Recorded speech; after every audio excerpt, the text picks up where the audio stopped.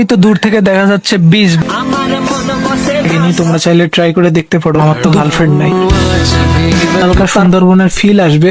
Hello ভাই brother, কি অবস্থা সবার? আশা করি সবাই ভালো আছেন। ইয়েস, আমি অনেক বেশি ভালো আছি। কলেজ বন্ধ থাকায় চলে আসছি ঘুরতে কুয়াকাটা। ওই তো দূর থেকে দেখা যাচ্ছে বীজ, বা এটা দূর থেকে না দেখে চলেন আমরা কাছে যা দেখি। এখানে খেয়ে যায় আরেকটা প্যাড়া। পাঁচতলায় রুম হওয়ার পরেও ছিল না কোনো লিফট, কজ আমরা কোনো ভালো হোটেল পাইছিলাম না এখানে। তারপরে পাঁচতলা থেকে নেমে হেঁটে হেঁটে চলে যাচ্ছিলাম বিচের দিকে। তারপরে বিচের সামনে যে মার্কেটটা থাকে, ফাইনালি সেই মার্কেটের সামনে চলে আসছি। আর এই যে সামনেই বিচ, আর এই বিচটা যে কত সুন্দর লাগতেছিল আমি আসলে বলে বোঝাতে পারবো না। তারপরে সমুদ্রের কাছে এসে দেখি যে এখানে রয়েছে সিমেন্টের ব্লক পাতা। ধীরে ধীরে নিচে নেমে যাচ্ছিলাম এই ব্লক গুলো ধরে। দেন ফাইনালি দিয়ে দিলাম সমুদ্রের বালিতে পা। আর এখানে ফিলিংসটাই কিন্তু খুব অন্যরকম কাজ করতেছিল। আর আমরা একটু সকাল সকাল বিচে আসা, এখানে মানুষজনের সংখ্যা ছিল তুলনামূলক অনেক বেশি কম। দেন বিচে একটু ঘোরাঘুরি করার পর ফাইনালি নেমে গেছিলাম সমুদ্রের পানিতে একটু গোসল করার জন্য। গোসল করার পর আমি এই সাইডে এসে যে ছাউনি আছে এর নিচে বসে আশপাশের যে ভিউটা ছিল এই ভিউটাকে অনেক বেশি পরিমাণে এনজয় করতেছিলাম।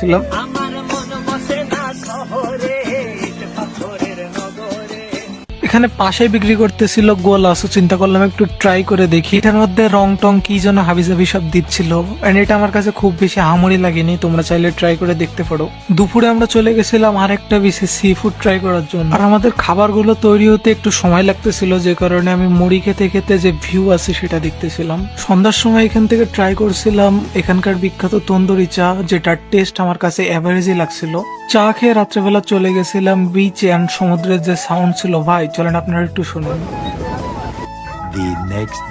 আমরা চলে গেছিলাম রাখাইন মার্কেট। আর একটা গুরুত্বপূর্ণ কথা, কক্সবাজার বা কুয়াকাটা যেখানেই যাও অবশ্যই সানস্ক্রিন ইউজ করো। দেখো আমার স্কিনের অবস্থা কতটা পরিমাণে খারাপ হয়ে গেছে। এই মার্কেটে যে খালি দেখছিলাম মেয়েদের জিনিসপত্র, কিন্তু এইগুলো দেখে আমি কি করব, কারণ আমার তো গার্লফ্রেন্ড নাই।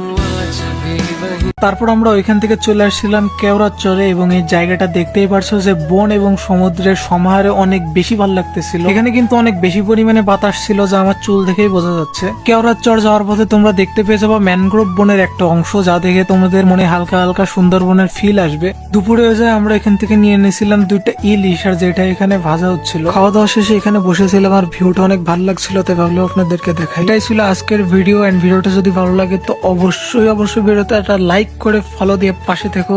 Bye bye.